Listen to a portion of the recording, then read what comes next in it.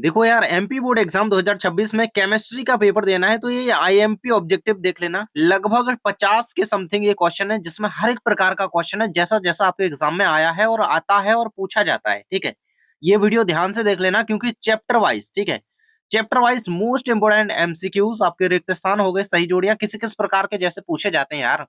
मैं कह रहा हूँ हर एक चैप्टर का इंपोर्टेंट क्वेश्चन बता रहा हूँ, तो ध्यान से वीडियो देख लो, क्योंकि काफी सारे 50 के समथिंग ये हैं, इनमें से काफी सारे चांसेस हैं कि आएंगे। ये टॉप इंपॉर्टेंट है भैया, ध्यान से वीडियो में बने रहना एंड एक एक क्वेश्चन को देख लेना। ठीक है, मैंने एक वीडियो डाला था जिसमें मैंने टॉप इंपोर्टेंट क्वेश्चन डाले थे, टॉप 50। ठीक है, वो क्वेश्चन रेडी कर लो, उसमें जो जो रिएक्शंस वगैरह बताई हैं, जो जो क्वेश्चन बताए हैं, पूरे के पूरे रेडी कर लेना। ठीक है, तैयारी बेहतरीन हो जाएगी। ठीक है, वीडियो आपको मिल जाएगा चैनल पर। अब हम स्टार्ट कर रहे हैं अध्याय 1 से आपके सभी क्वेश्चंस को, ऑब्जेक्टिव्स को कंप्लीट करते हुए। सबसे पहले सही विकल्प में क्वेश्चन दिया गया है, दो या दो से अधिक अवयवों का समांगी मिश्रण है। 2025 में पूछा गया प्रश्न है भैया, तो बिलियन इसका करेक्ट आंसर आपका हो जाएगा, आ नंबर ऑप्शन बिलियन। ठीक है, नेक्स्ट कह रहा है कि 10 ग्राम ग्लूकोज को 90 ग्राम जल में घोलने पर ग्लूकोज का द्रव्यमान प्रतिशत है। तो 10 ग्राम को घोल रहे हैं, 10 इंटू 90 इंटू 100 करेंगे तो हमारा 10% इसका आंसर आ जाएगा। आप आसानी से इसको निकाल सकते हैं एंड 10% आपका आंसर करेक्ट हो जाएगा। अगला कह रहा है कि सोडा वाटर 2024 के मॉडल पेपर में दिया गया क्वेश्चन है कि द्रव में द्रव, सोडा वाटर जो होता है गैस में द्रव होता है। ठीक है, गैस में द्रव होता है, ऐसा विलयन होता है यह। अगला कह रहा है कि तांबा और जिंक का मिश्रण उदाहरण है, तो ये ठोस ठोस विलयन का है ना। मतलब तांबा और जिंक क्या होते हैं, एक तरीके से ठोस ठोस विलयन का उदाहरण, मतलब ठोस विलयन का उदाहरण है, इतना याद रखना है। ठोस और ठोस दोनों होते हैं। अगला क्वेश्चन कह रहा है रिक्त स्थान के रूप में, इसी चैप्टर का है, 1 लीटर विलयन में घुले हुए विलेय के मूलों की संख्या को उस विलयन की खालिस्तान कहते हैं, तो उस विलयन की मूलरता उसे कहा जाता है। दादा 2025 में ये क्वेश्चन आया था, 2023 में, 2024 के मॉडल में, अरे भाई बहुत रिपीट हुआ क्वेश्चन है। जल की मूलरता खालिस्तान होती है तो कितनी होती है, सभी को पता है, बिल्कुल से याद करके रख लेना। ठीक है, किसी गैस की द्रव में विलेयता खालिस्तान के नियम द्वारा निर्धारित होती है, तो हेनरी के नियम द्वारा निर्धारित होती है। आंसर याद रखना। एक ट्रू फॉल्स में क्वेश्चन दिया गया कि ऐसे विलयन जो सभी सांद्रताओं में पर राउल्ट के नियम का पालन करते हैं, आदर्श विलयन। बिल्कुल भाई बिल्कुल, आदर्श अनादर्श में अंतर भी कर लेना, राउल्ट के नियम रेडी कर लेना। ठीक है, राउल्ट का नियम क्या है, ठीक है, बहुत अच्छा क्वेश्चन है, बहुत इंपॉर्टेंट है। ये बिल्कुल से सही है, जो आदर्श विलयन कहलाते हैं वो राउल्ट का नियम का ही पालन करते हैं। ठीक है, इतना देखो रिपीट हुआ क्वेश्चन है। कह रहा है कि एक शब्द या वाक्य में उत्तर लिखिए, मूल प्रभाज को सूत्र द्वारा व्यक्त कीजिए। ठीक है, तो इस तरीके से इसका सूत्र होता है, आप अच्छी तरीके से इसको यहाँ पे देख सकते हैं। ठीक है, एन ए अपॉन क्या होता है आपका, N A plus N, N N होता है और ये बी हो गया। ठीक है, इस प्रकार से आगे देखते हैं हम। आपका अगला अध्याय आ जाता है यहाँ से। देखो थोड़े थोड़े क्वेश्चन दे रहा हूँ, टॉप इंपोर्टेंट दे रहा हूँ लेकिन चैप्टर से। ठीक है, तो बाकी सारा कुछ पढ़ के भी रखा है ना, अब आता भी है, तो एक बार रिवीजन करते चलो ध्यान से, ये भी सोच कर चलो। ठीक है, क्योंकि इन क्वेश्चन के आने के चांसेस हैं। विद्युत रसायन से पहला क्वेश्चन है, सेल स्थिरांक की इकाई है तो सेम सेंटीमीटर। ठीक है, तो ये आपकी होती है, बहुत ज्यादा इंपोर्टेंट है, बहुत बार पूछा गया भी क्वेश्चन है, बी नंबर ऑप्शन करेक्ट हो जाएगा। अगला कह रहा है कि विशिष्ट प्रतिरोध की इकाई क्या होती है, तो ओम सेंटीमीटर। ठीक है, ये दोनों क्वेश्चन देखो 2024 के हाफ ईयरली में ये आया था और 2024 में ये बोर्ड में आया था, बहुत इंपॉर्टेंट है दोनों क्वेश्चन, अच्छे से देख लो। अगला कह रहा है कि रिक्त स्थान भरिए, एक फेराडी आवेश का मान कितना होता है, खालिस्तान कूलम होता है, तो लगभग में इतना दिया गया है, आप इसको रेडी कर लेना। मानक हाइड्रोजन इलेक्ट्रोड विभव का मान खालिस्तान होता है, तो 0 वोल्ट दिया गया है आंसर। अगला कह रहा है कि प्राथमिक सेल है, तो शुष्क सेल जो है एक तरीके का प्राथमिक सेल होता है। ठीक है, ये शॉर्ट में लिख दिया गया है।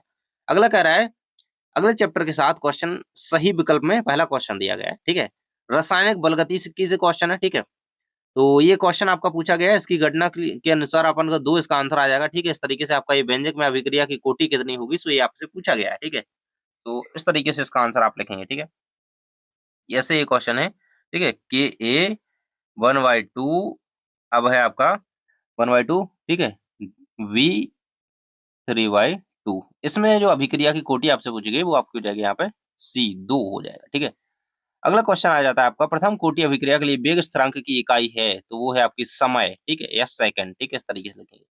अगला कह रहा है कि वह काल जिसमें कोई अभिकारक अपनी मूल मात्रा का आधा रह जाता है। ठीक है, ऐसा काल जिसमें मूल मात्रा का आधा कर रह जाए अभिकारक, वो अर्धायु काल कहलाता है। ठीक है, टी अपॉन 1/2 बोले तो आधा। ठीक है, ये रहेगा, टी अपॉन नहीं है। ठीक है, इस तरीके से टी 1/2। ठीक है, मतलब आधा रह जाता है अर्धायु काल। ठीक है, टाइम अर्धायु काल।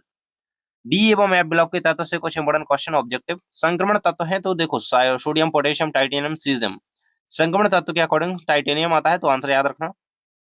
अंतः संक्रमण तत्व है स्कैंडियम हो गया, पारा हो गया आपका, ठीक है, और दिए गए हैं दो, तो ये हो जाएगा आपका सीरियम हो जाएगा, ठीक है, सीरियम हो जाएगा, डी नंबर ऑप्शन यहाँ पे सीरियम दिया गया है, ठीक है। अगला कह रहा है कि पोटेशियम डाइक्रोमेट का रासायनिक सूत्र लिखिए, तो पोटेशियम डाइक्रोमेट का सूत्र ये आपका दिया गया है, ठीक है, K2Cr2O7। अगला कह रहा है कि एफ ब्लॉक के तत्वों का सामान्य इलेक्ट्रॉनिक विन्यास लिखिए, तो एफ ब्लॉक के तत्वों का सामान्य इलेक्ट्रॉनिक विन्यास जो होता है इस तरीके से आप इसको बिल्कुल से रेडी कर लेना, ठीक है। ये रहेगा, बहुत इंपॉर्टेंट क्वेश्चन है, इसको रेडी करके जाना भाई। अगला क्वेश्चन कह रहा है अगले चैप्टर के साथ उप संयोजी यौगिक जो है इससे क्वेश्चन दिया गया है, संकुल यौगिक, ठीक है, ये दिया गया आपको, इसमें और इसमें प्रदर्शित करते हैं, तो इसमें क्या आयनन समावयवता ये प्रदर्शित करते हैं, तो डी नंबर ऑप्शन का करेक्ट आंसर हो जाएगा, ठीक है। देखो इंपॉर्टेंट क्वेश्चन जो है आपके 2 3 4 अंक की मैंने बताए हैं, उनकी पीडीएफ मैंने टेलीग्राम पे डाल दी है, ठीक है, टेलीग्राम से ले लेना, सभी लोग डाउनलोड कर लेना उसको, वहां से क्या करोगे आप, मतलब डाउनलोड नहीं होगा, वहां से आपको देखने को मिल जाएगा, बिल्कुल से सारे क्वेश्चन आप देख लो एक बार, ठीक है, तो टेलीग्राम पे मिल जाएगी।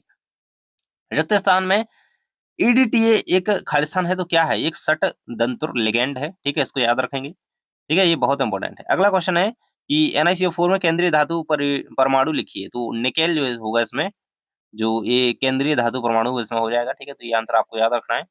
अगला क्वेश्चन दिया गया आपका अगले चैप्टर में, कह रहा है कि हेलो एल्केन एवं हेलो एरेन से पहला क्वेश्चन है, एल्किल आयोडाइड का निर्माण प्राय एल्किल क्लोराइड या ब्रोमाइड की शुष्क एसीटोन में NaL के साथ जुड़े अभिक्रिया से होता है, इसे क्या कहते हैं, तो इसे फिंक्सलीन अभिक्रिया कहते हैं, ठीक है, फिंक्सलीन अभिक्रिया बहुत इंपॉर्टेंट चीज है, ठीक है, रेडी कर लेना, क्योंकि इसकी परिभाषा भी आ सकती है कि इसको समझाइए, ठीक है। बाकी सेंडमेयर होगी, कॉल्बी, ये तो हमने याद कर ही ली है, हमने क्वेश्चन भी बताए थे आपको, तो बिल्कुल रेडी करके रखना। कह रहा है कि डीडीटी का रासायनिक नाम क्या है, तो पीपी डाइक्लोरो डाइफेनाइल ट्राइक्लोरोएथेन, ठीक है, बहुत इंपॉर्टेंट चीज है, बहुत इंपॉर्टेंट चीज है। अगला चैप्टर आ जाता है अल्कोहल एवं फिनॉल एवं ईथर, ठीक है, कार्बोलिक अम्ल है, तो जो फिनॉल होता है वो कार्बोलिक अम्ल का एक तरीके से उदाहरण मान सकते हैं, तो ये रहेगा आंसर। नेक्स्ट कह रहा है कि रासायनिक रिक्त स्थान भरिए, तो 2 4 6 ट्राई नाइट्रोफिनॉल खालिस्तान कहलाता है, तो पिक्रिक एसिड कहलाता है, तो ये आंसर हो जाएगा पिक्रिक एसिड। नेक्स्ट सही जोड़ी में इस तरीके से बन सकता है ल्यूकास अभिक्रमक, तो ये एक तरीके का जो HCl होता है, ZnCl2 जिंक क्लोराइड हो गया, ये क्या होते हैं, ल्यूकास अभिक्रमक के उदाहरण हो जाएंगे, ठीक है, सांद्र HCl हो गया, ठीक है, और ये तो ये एक तरीके से मैचिंग में अगर बने, या फिर एक तरीके से याद ही रखो यार ल्यूकास अभिक्रमक के उदाहरण, ठीक है। अगला क्वेश्चन अगले चैप्टर में आ जाता है, कह रहा है कि एल्डिहाइड कीटोनियम कार्बोक्सिलिक एसिड, इस चैप्टर से आपको पहला क्वेश्चन दिया गया ऑब्जेक्टिव, बेंजल्डिहाइड है, तो C6H6CHO, ये हमारा क्या है, ये चौथा नंबर ऑप्शन दिया गया है, लेकिन C6H6 ये नहीं है, C6H5 है, सॉरी, ये रहेगा C6H5, इसी नंबर ऑप्शन करेक्ट आंसर हो जाएगा बेंजल्डिहाइड का। अगला क्वेश्चन दिया गया कीटोन में कार्बोनिल समूह उपस्थित होता है, बिल्कुल सही हो जाएगा, 70 रहेगा, कार्बोनिल होता है। अगला क्वेश्चन कह रहा है अगले चैप्टर से एमीन से कि हॉफमैन ब्रोमाइड अभिक्रिया का उपयोग कार्बनिक यौगिकों की श्रेणी के खालिस्तान में होता है, तो किस में होता है, तो इसके अवरोहण में होता है, यानी कि कार्बन संख्या कम करने के लिए, मतलब डिसेंट में होता है, ठीक है, अवरोहण में होता है, 2024 के मॉडल पेपर में दिया गया था। अगला कह रहा है कि हिंसबर्ग अभिक्रमक प्राथमिक व द्वितीयक एमिनो से क्रिया करके सल्फोनेमाइड बनाता है, तो ये बिल्कुल सत्य हो जाएगा, ठीक है। अगला क्वेश्चन कह रहा है अगले चैप्टर से, और लास्ट चैप्टर है आपका जैव अणु बायोमोलिक्यूल्स, कोशिकाओं के मध्य संदेश वाहक का कार्य करते हैं, तो हार्मोन्स संदेश वाहक का कार्य करते हैं, ठीक है। अगला कह रहा है कि ज्विटर आयन की प्रकृति होती है अम्लीय, क्षारीय, उदासीन या अवधर्मी, तो ज्विटर आयन जो होता है ये उभयधर्मी इसकी प्रकृति होती है, एंड इससे लॉन्ग क्वेश्चन बताया है, बहुत इंपॉर्टेंट चीज है, ठीक है, टॉपिक है, इंपॉर्टेंट है, इसका क्वेश्चन मैंने बताया था, ठीक है, जरूर से रेडी कर लेना, ज्विटर आयन बहुत इंपॉर्टेंट है इस बार। कह रहा है कि ग्लूकोज प्रकृति में मुक्त अथवा खालिस्तान अवस्था में, तो मुक्त अथवा संयुक्त अवस्था में मिलता है, ठीक है, तो कौन, ग्लूकोज। अगला कह रहा है कि पुरुषों में आवाज में भारीपन के लिए उत्तरदायी हार्मोन कौन सा है, टेस्टोस्टेरोन हार्मोन, ठीक है, जो कि नर हार्मोन है, ठीक है। इस तरीके से आपके सारे क्वेश्चन रेडी हो जाते हैं ऑब्जेक्टिव टाइप के, तो आई होप इन्हें आप अच्छी तरह रेडी कर लोगे, एंड जो मैंने 2 3 अंक के क्वेश्चन बताए हैं उनको भी आप रेडी कर लोगे, ठीक है, क्योंकि देखो इनमें से काफी सारे क्वेश्चन बन सकते हैं, बिकॉज ये प्रीवियस ईयर क्वेश्चन में आए हुए क्वेश्चन हैं, एंड हायर चांसेस हैं कि इनमें से क्वेश्चन आएंगे, ठीक है। बाकी और क्वेश्चन रेडी कर लेना है आपको, ऐसा नहीं कि केवल इन्हीं पर डिपेंड रहना है, ठीक है। मिलते हैं नेक्स्ट वीडियो में, और तैयारी करते रहो बेहतरीन तरीके से, ऑल द बेटर बेस्ट।